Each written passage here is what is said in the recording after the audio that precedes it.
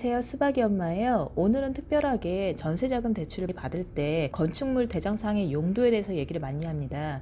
이 집이 다중주택인지 다가구주택인지 다세대주택인지에 따라서 전세자금 대출이 얼마나 되고 중소기업 대출이 가능한지 여부를 확인을 할 수가 있는데요. 보통 사람들이 이 세 가지를 구분하기가 참 어렵습니다. 구분하기 가장 좋은 방법은 건축물 대장을 띄워가지고 확인하시면 바로 나오는데요. 대출 가능 여부는 건물의 위반 건축물이 있는지 없는지의 여부하고 건물의 공시지가가 얼마나 형성이 되어 있느냐에 따라서 가격이 달리 매겨지는데요. 이 부분은 은행에서 하는 절차이기 때문에 제가 알려드릴 수 없는 부분이고, 저는 오늘 간략하게 다중주택하고 다가구주택하고 다세대주택하고의 차이점을 좀 알려드리려고 하고요. 그 다음에 전세자금 대출이 가능한지 여부를 건축물 대장을 떼지 않고서도 건축물의 용도를 간단하게 알 수 있는 방법하고 위반 건축물인지 아닌지를 확인하는 방법에 대해서 제가 알려드리려고 합니다. 먼저 원룸을 많이 보다 보면은 원룸의 건축물 대장상 용도로는 다중주택하고 근린생활시설이 대부분입니다. 이 두 가지 중에서 다중주택은 전세자금 대출에 해당이 되고요. 근린생활시설로 되어 있으면은 전세자금 대출이 해당이 되지 않습니다. 은행에서는 주택이라는 글자가 없으면은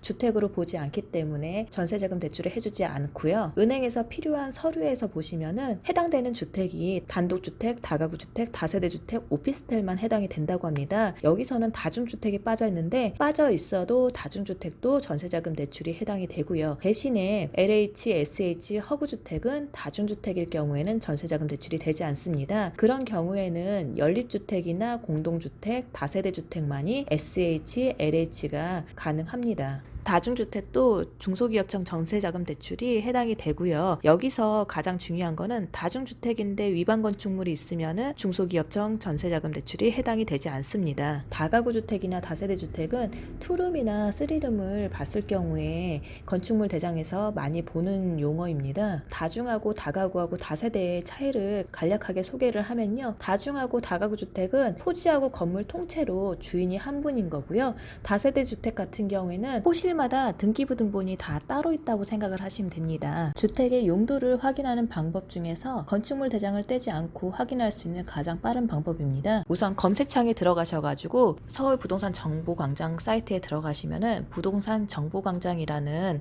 거를 클릭하셔가지고 여기에 자치구 선택해서 무슨 구인지 관악구인지 동작구인지 이런 부분들을 선택을 하시고요. 무슨 동인지 봉천동인지 신림동인지를 선택을 하신 다음에 번지수를 적으시면 됩니다. 내가 가고 싶은 번지수를 적으셔가지고 확인을 해보시면은 건축물 정보란이 있습니다. 거기를 클릭을 해보면은 여기에 다중주택이라고 지금 뜨죠. 이 주택 같은 경우에는 위반 건축물도 없기 때문에 전세자금 대출이 해당이 되는 경우고요. 그리고 이제 다세대 주택으로 되어 있는 경우를 확인을 한번 해보겠습니다. 다세대 주택 같은 경우에는 전유부가 따로 있습니다. 호실마다 개별 등기가 되어 있기 때문에 따로 호실마다 이렇게 클릭을 해가지고 면적이 얼마나 되는지 위반 건축물인지를 확인을 할 수가 있습니다. 위반 건축물 없이 여기 다세대 주택으로 되어 있고요. 여기 건물은 투룸입니다. 좀 전에 본 방은 다중주택은 원룸이었고요. 지금 보시는 거는 투룸이고요. 투룸도 다중주택으로 되어 있는 경우도 있는데 제가 아까 말한 위반 건축물은 이렇게 건축물을 떼보면은 옆에 위반 건축물이라고 빨간색으로 표시가 되어 있습니다.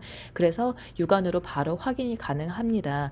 이런 경우에는 은행에 꼭 가셔가지고 대출이 되는지 안 되는지를 확인하셔야 되는데, 일반적으로 위반 건축물이 없는 경우에는 이렇게 일반 건축물 글씨 옆에 빨간색으로 아무 글씨도 없습니다. 아까 좀 전에 보신 것처럼 위반 건축물이 있는 경우면은 빨간색 글씨로 위반 건축물이라고 써 있습니다. 건축물 대장을 발급하지 않아도 이렇게 쉽게 확인이 가능하니까요. 전세자금 대출 알아보시기 전에 먼저 되는지 여부를 확인을 하시는 게 좋습니다. 요즘에 부동산 중개하시는 분들이 이 집이 전세자금 대출이 되는지 안 되는지 여부도 모른 채 그냥 방을 보여주는 경우가 많더라고요. 계약금 먼저 걸어놓고 나중에 대출이 안 나온다 해가지고 계약금 떼이는 경우도 제가 종종 보았는데요. 그러지 않기 위해서는 먼저 본인이 이렇게 확인하는 방법을 알면은 전세자금 대출이 되는지 확인한 다음에 계약을 진행하시는 것을 권장드립니다. 오늘은 제가 간략하게 설명을 드린 거고요. 다음 시간엔 또 다른 내용으로 찾아오겠습니다.